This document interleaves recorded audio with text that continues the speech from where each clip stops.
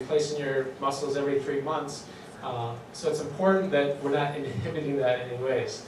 And alcohol can play a big effect in that. So make sure that you're mindful of what your goals are and what you want to accomplish, and if that's going to help you accomplish your goals.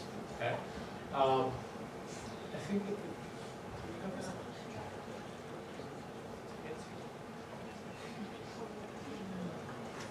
Okay, so this first little graphic, hopefully you don't read into it too much, but the basic concept is after a resisted training session, if you consume alcohol after that, it's going to reduce the effects of that session.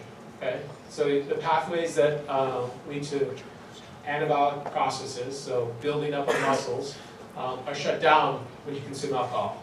So if you go and put a good hour session in, and then you decide that it's a great time to go have a couple of drinks, basically you just wasted an hour of your life.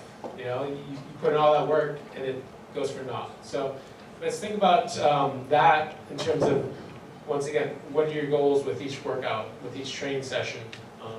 And I'll try to refrain from using the word workout because we train here, right? So in this population, the group all performed some resisted exercises. One group had a placebo, the other group had alcohol post-training, and the group that received the alcohol, those pathways, the mTOR pathway that leads to the anabolic process of building your muscles, was decreased significantly. So those people lost a lot of that benefit from that training session. So once again, what are you feeling with? What are your goals? What are you trying to accomplish? Okay. Let's take our feet off these chairs. These are too nice to put your feet on. Thanks. Let's take care of the building too. Right, we're going on a lot of different paths here. So give yourself that competitive edge. So the day after drinking, alcohol, athletic performance is reduced by 11.4%. So you're thinking, all right, I have the day off tomorrow, so I don't perform athletically. But it still leads into the following day and the following day, as Katie mentioned in the previous slide. So alcohol's effect isn't just in the immediate, so the night you're drinking or the day after. It continues much beyond that. 10 times slower reaction times for 12 hours. So who could afford to react 10 times slower on the field? That's not a big deal, right? Okay, you miss a ball, you miss a catch, you don't see an open receiver, whatever it is. If you're not reacting as quickly as you need, you're not going to perform as well. And we know the line of performance is very fine here, right? Everyone's great athletes at this level. So all these little advantages make a big difference. And that last 5%, last 10% makes a big difference in winning and losing and performing your best. Decreased ability to regulate temperature. I think this very much correlates with what Katie's been trying to emphasize in terms of hydration and that piece of performance. So if you're dehydrated, there's obviously significant risk with that, and we try to help monitor that in a lot of different ways. But the alcohol definitely leads to even more dehydration, and once again, that's decreased performance. Do you have any stats on dehydration? Yeah, so more than 2% dehydration is going to cause decreased performance. So basically, if you're a 200-pound person and you sweat out more than 4 pounds during your exercise, your power, your strength, your endurance, all of that is less. So it's a really competitive advantage for us to stay optimally hydrated. Very good. Yeah. Drinking after practice games increases muscle damage. So obviously during training, during practice, competitions, your muscles are getting damaged. It's part of the process, right? It's part of the growth process, the stress, rebuilding that happens. And by consuming alcohol, once again, it limits those pathways that help you rebuild and just increases the damage that's occurring. And we know damage occurs, right? That's what we do. We manage those stresses. Hopefully do it very well. But if you add more to it, it becomes even more difficult to manage. And then drinking regularly. So the numerous effects that can cause reduced blood flow. And obviously, as Katie mentioned, blood flow is really important for performance. It's really the lifeblood, right? Getting fuel to your muscles, getting nutrients to your muscles so that they can operate properly. And if you reduce that, you're not going to be at your best at any point, and especially during competition and in practice. Decrease human growth hormone by 70%. So obviously this is a piece of the rebuilding process. And if you're decreasing that hormone, that rebuilding process will definitely be affected and decrease your ability to receive the benefits of your training. And then impairs immune function. Sorry, it's getting late for me too. Healthy athletes, being available is one of the best things you can do for your team. And if you're not available to play because you're sick, then not only are you not helping yourself get better, you're not helping your team get better. So taking care of yourself and treating your body the way you should and the way that it's meant to be treated is going to make a big difference in how you perform and when you're available to do available to practice and compete for your team. And then injury increases with alcohol. Obviously, I think it's pretty obvious based off the previous bullet points that it would make pretty good sense of why injury would increase, right? You don't react as quickly. You don't have proper blood flow, dehydration, all lead to injuries. We know that. So it's pretty obvious why alcohol can lead to increased injury incidence. This is basically a lot of the same pieces, just in a nice little infographic. People like pictures, right? You guys like pictures? I like pictures. So just touching on each of those pieces again. So decreased immune system, increased susceptibility to illness, alcohol has a diuretic effect, so dehydration, and then cognitive performance. Obviously, you guys have to perform on the field cognitively, but you also have to perform in the classroom. So numerous effects that can have in your life here at Northwestern is really significant. Sleep quality, we haven't even touched on that. So alcohol reduces your ability to get quality sleep. So you may go out and have some beverages and then sleep for, who knows, 10, 12, 14 hours. But it's really almost a non-counter because those sleep hours aren't quality sleep typically. So now you set yourself back even farther. So not only did you have all the muscle damage from the alcohol consumption, then you lose a night of sleep. That just increases your stress on your body even more. So that's a big piece to the alcohol consumption, especially the timing of it. You tend to stay up later, and once again, changes your schedule, reduces your sleep.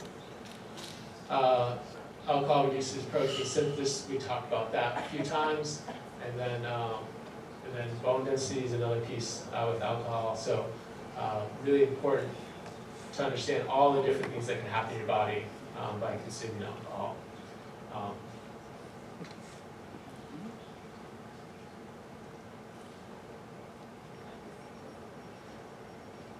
I'll let Katie jump in this one as well too a little bit, but alcohol and energy drinks. So this is, I don't want to say a new trend, a little bit before my time, but or a little bit, newer for me, I should say. But the combination of alcohol and energy drinks, so the couple effects, you don't feel the severity of the intoxication as much. So this could be deceiving to how much you're consuming and where you're at mentally, I guess, in terms of understanding what's happening for that evening. Decreased motor coordination, reaction time when compared to just alcohol alone. I don't need to read all these, but Katie, do you have anything you want to add on this one, sorry? Yeah, I mean, just to emphasize the point that when you put these two things together, you don't feel as drunk as you actually are. So that's a problem because you think you're great. And in reality, like, you're a mess. And so the problem is people tend to think, I'm okay to drive, I'm okay to do all these things that I'm really, really not okay, so, to be doing. So that's the biggest thing to think about when putting these things together is your risk of falling off a curb, getting in a car accident, all that type of stuff goes way, way up with these, with this type of combination. This is super dangerous, tons of emergency rooms, tons of emergency room visits, deaths. This is not a good deal. So like, if you're gonna go and drink, you know, I would say that that's a way better option to just stick with alcohol than to try to put any of these together. This is like a really bad deal. So that's my message about this.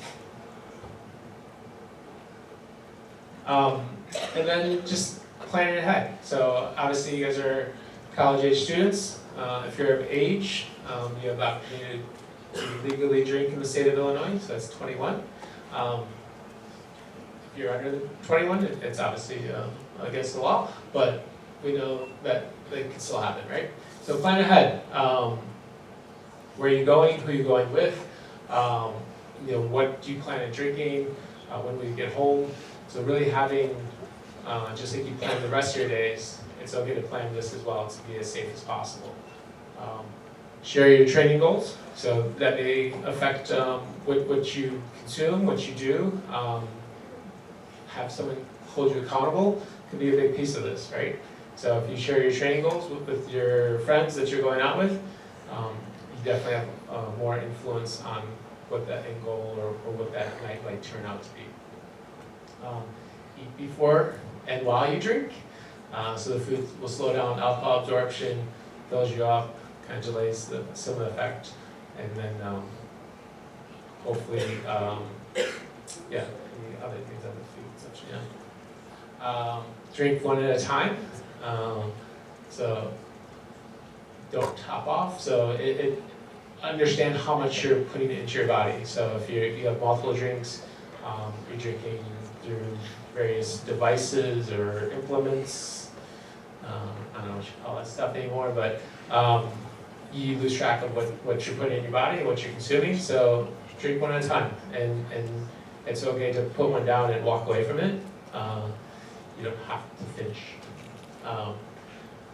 That's a good lesson to learn early. Pace and space. So always think about how much you're drinking, the timing of it. Obviously, the faster, the more quickly you'll feel the effects. So space it out, add water in between, anything to kind of slow down that process. Dancing, mingle. So if you're being active, that tends to reduce the quantity and how much you're drinking, and how often, I guess, or I guess part of the pace and space process. So once again, just kind of having a plan with that. Avoid rounds, pressure situations, and that's a big piece of it. So obviously, around your friends, there's the you know, opportunities for them to push you into situations where you may not feel comfortable drinking as much, and you know, the games, whatever it is, avoid all those opportunities that are going to make you consume more. And then obviously drink some water, so hydrate. So the diuretic effect of alcohol, let's try to counter that as much as possible with some water at the end of the night. Avoid and pretend. So know your no. Direct your conscience and stick with those who respect you.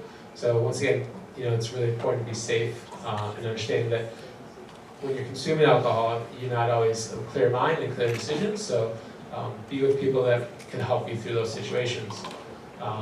Consider having a drink in your hand. So sometimes that will avoid people pressuring more on you.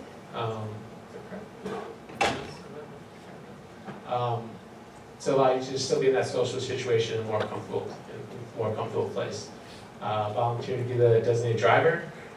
So opportunity to still be with your friends, hang out, but you really have a purpose on why you're not consuming. And then once again, dancing, mingle, enjoy your friends, enjoy yourself, enjoy the opportunities that college situations provide for you, and then really kind of like I said, understand your limits, understand the people you're with, and really protect each other. These are a great group of people here, so make sure that you all understand what your purpose is here, and try to help guide your teammates, your friends, to the end goal here.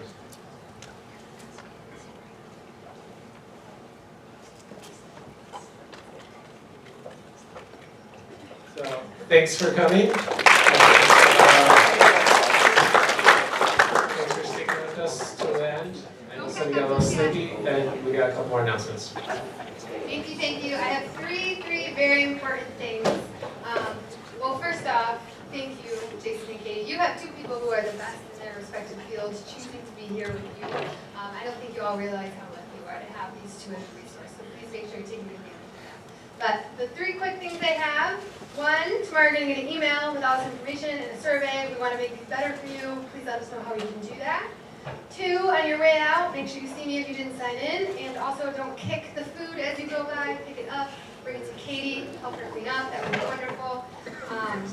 And then the very last thing is, I know that you're all working very hard in school, and this tends to be about the time where Northwestern can really start to make you feel really small in the classroom. What I want to tell you is that you all are the most intelligent people that have been around. You're doing awesome, so keep telling yourself that, and that outspoken, pretentious person in your class, they can just sit down because you're doing awesome. So thank you for a good night. Help me clean up. I heard it.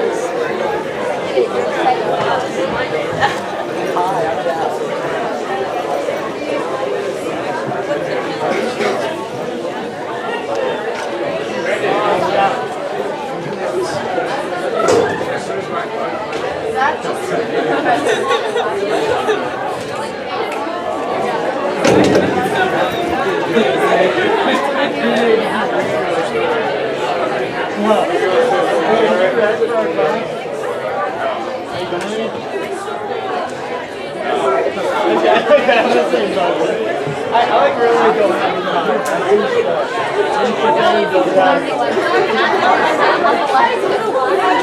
the teacher's actually sick. I mean, they're like, hey,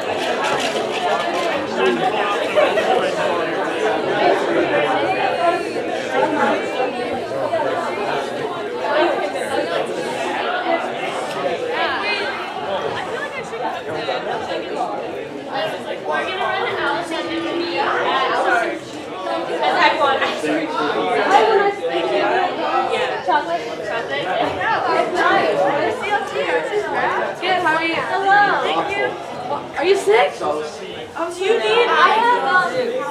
She has so much medicine. She has a whole medicine drawer. Thank you. Thank you guys. You will win tonight, right? Thank you. He'll tell you. Me too. Lily knows exactly what. Yes. I'll be back.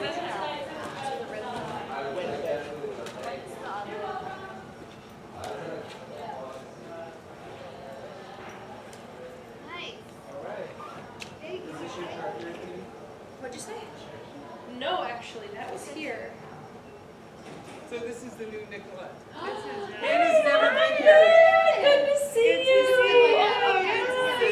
Oh, wait. I've never been in here. Hannah's leaving tomorrow morning. She's pulling out, so I said I would show her. Oh, dang, yes. Have a seat. They're not nearly as comfortable. Enjoy the view. The seat doesn't lean all the way Drake, you back. hanging out?